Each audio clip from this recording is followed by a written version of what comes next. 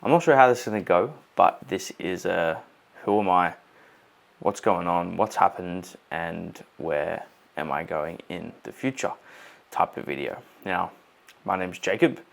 I competed last year. It's only a couple of days difference in terms of using that phrase versus not. But yeah, last year I competed in Season B in Australia and won 2 pro cards and 3 overall titles.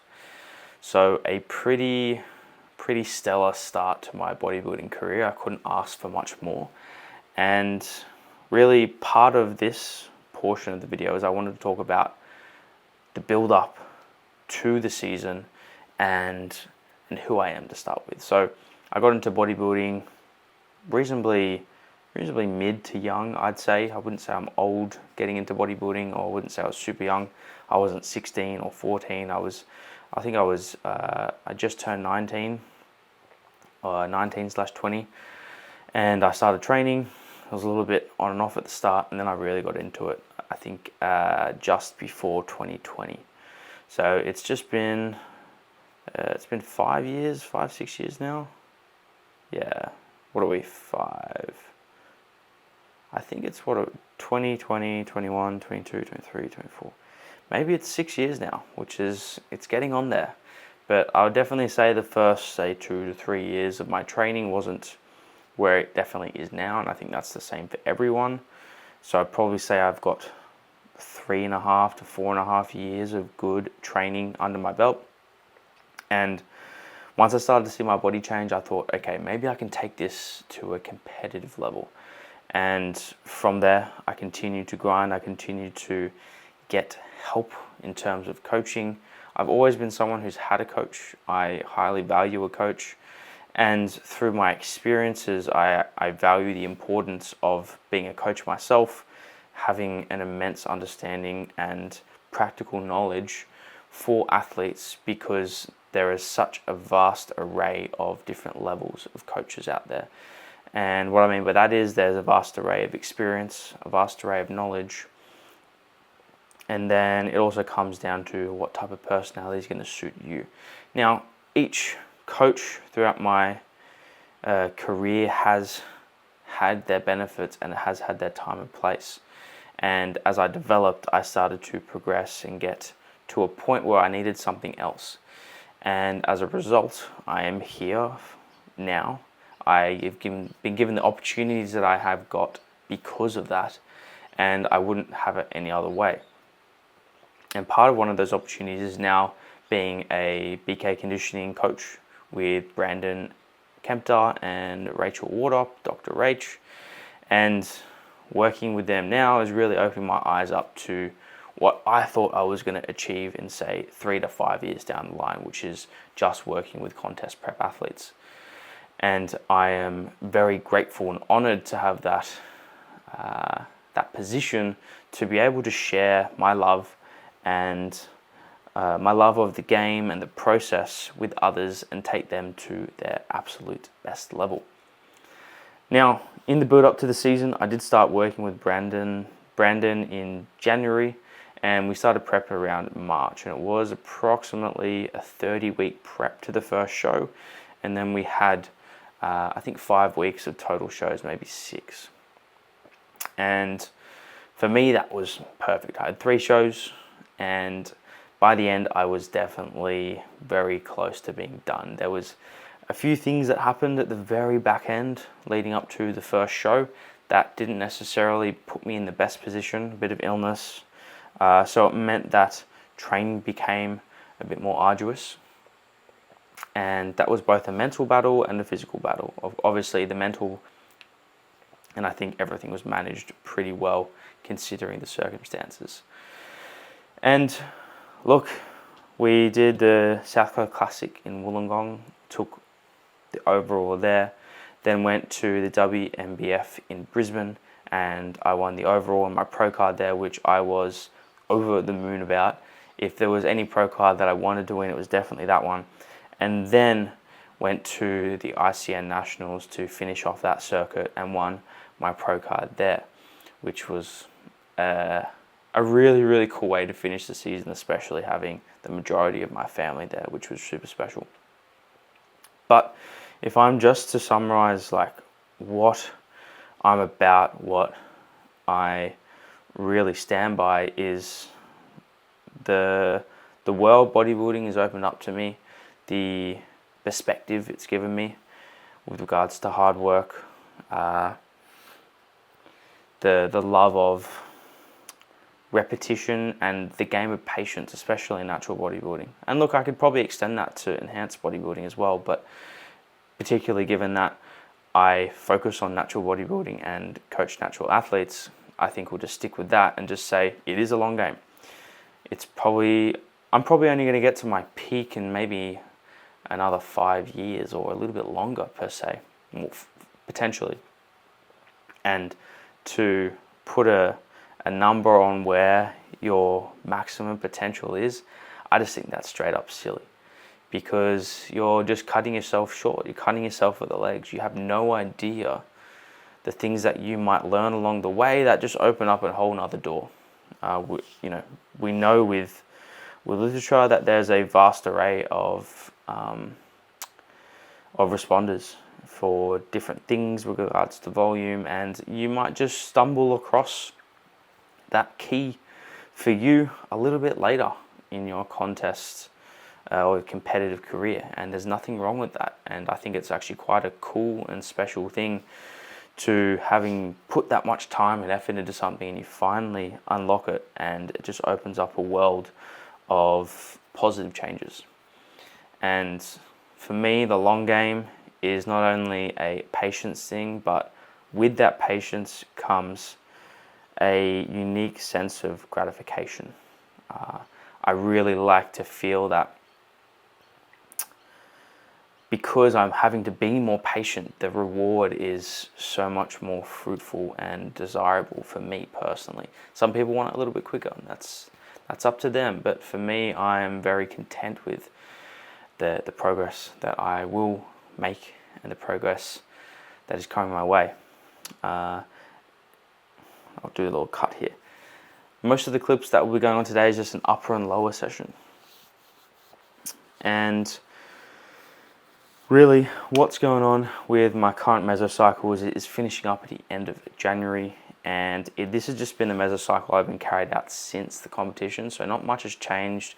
Maybe a few tweaks as we found a few things, and I'm really looking forward to getting into the next mesocycle and being really, really specific with my training notes. So things like, you're going to hold the bar like this, you're going to use this grip, because for me, if everything's not super specific, I tend to stray. And with regards to tracking performance, it's not always in the best it's not always best practice to have things chop and change all the time. And not that I think that is the sole measure for progress, but I do think it is a very good one. And if I'm able to keep things relatively standardized, then that is going to be more of a win when it comes to assessing volume, of just general volume parameters. So that's one thing I'm very much looking forward to. And on top of that would come the conclusion of the recovery diet post-show as well. So end of January, I'll start pushing up to, I'm going to aim for triple figures, but we'll see what the body composition is looking like once we get closer to there. And look, I know people are going to say you don't need to put on that much body fat or that much weight, but it is a two-part rationale. One being, I'm going to have to put on weight anyway for me and what I want out of this off-season. It will put me in a more advantageous position for performance and recovery, in my opinion. And I'm looking to put on a substantial amount of lean tissue. On top of that, I just want to see what triple figures looks like, feels like. And I might get to 97 and I might go, man, I'm 2 kilos above my all-time height and I just feeling it.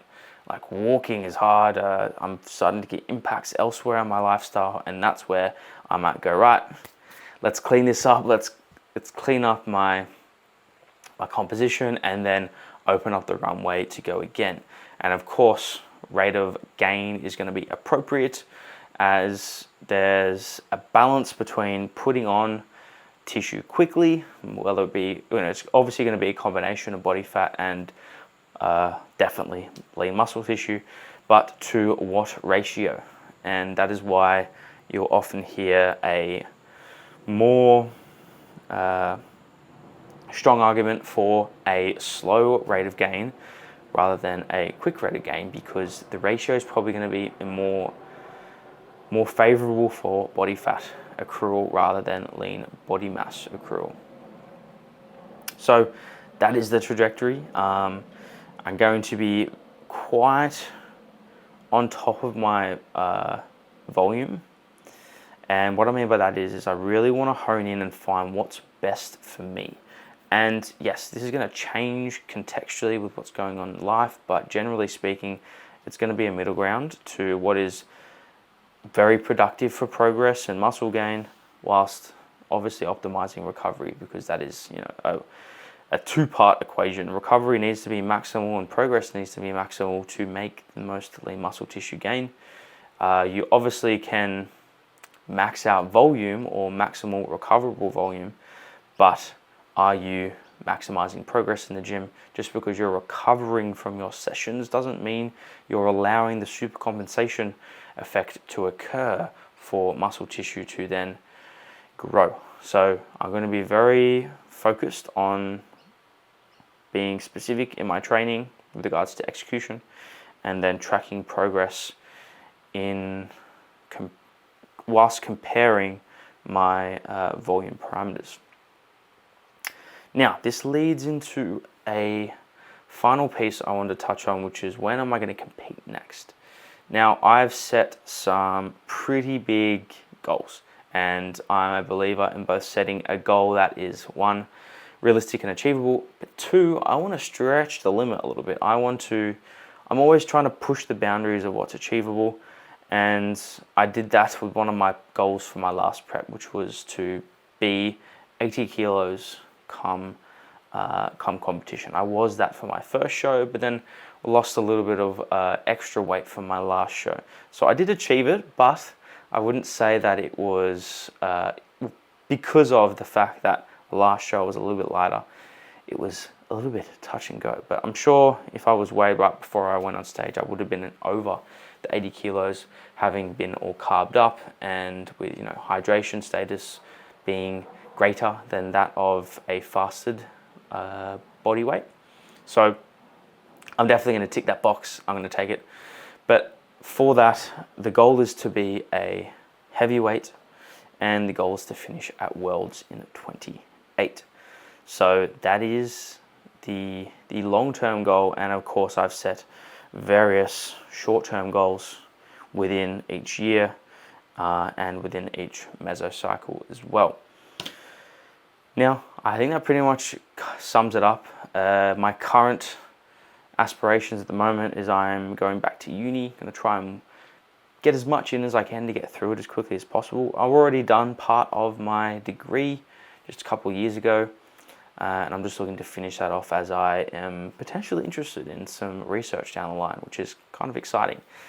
And on top of that, I am working with BK Conditioning now, so taking any of my athletes through the best possible coaching experience and getting them to their desirable end product as quickly as possible, with as much learning as possible as well, because it's both getting the job done but also being able to take away practical lessons for which would then have good long-term effects on their competitive career in bodybuilding, as it is not just about getting them on stage, it's about getting them off stage safely and back into bodybuilding again. It's not just about doing it once. For me, it's about how much can I impart my passion and love for bodybuilding on others and elevate their standard for the better in the long term as well.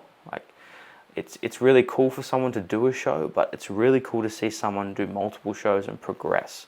That is, for me, the icing on the cake, the raspberry on top. rather than just seeing someone do one and done and they don't really quite enjoy it as much as they maybe did before.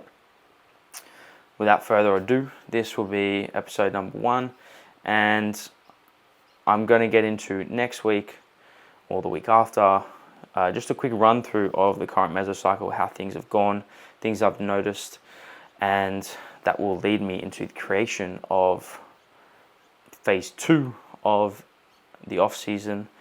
I consider the post-show phase as phase 1 of the off season, and then phase 2 can be considered the start or the finish, the start of the off season, the finish of the recovery diet. So hope you enjoyed, and we'll see you next time.